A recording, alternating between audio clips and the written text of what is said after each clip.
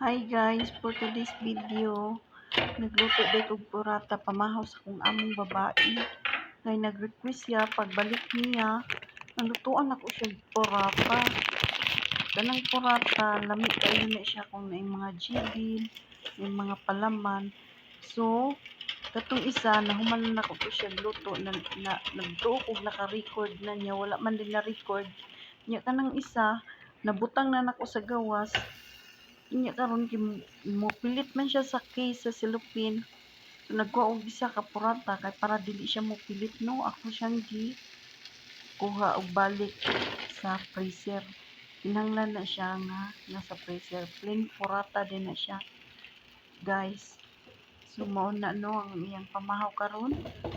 Ako nang gihulat nga mo brown kay kung imo nang balihon nga wala pa siya na brown, madugmok man na siya, mag-broken na siya. So, kinahanglan ato nang hulaton nga mag-brown. Kanang alanganin kay siya ibali, ayaw lang sa idyog ahata kay kung imong ahaton, nakarban yun ng imong gibuhat. So, kay ni brown naman mo na akong gibali.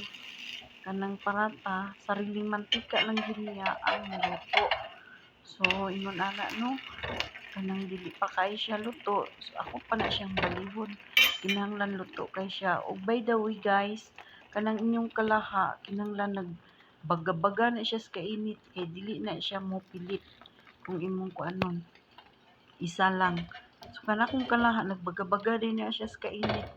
Kaya aron dali ra siya maluto pod niya. Lami yung texture sa pagkaluto. Wala na ko nagbutang og oil, direct na ko siya kay kanang parata na siya mga oil. So ako na siyang ging ana kay aron ma-plain gid siya, pantay iyang pagka brown.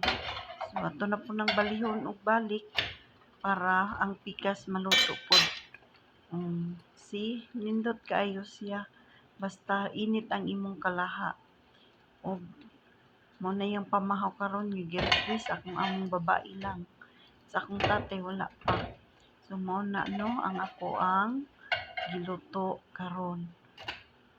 Unya ako pud siyang gibalik kay dili ko kontento ba. So mo na no. Unya naghanda po sa iyaha og halom og hummus kay mo iyang gipalaman. Ang kanang puti mo nay halom, kanang hummus mo nay olive oil. Daghang salamat.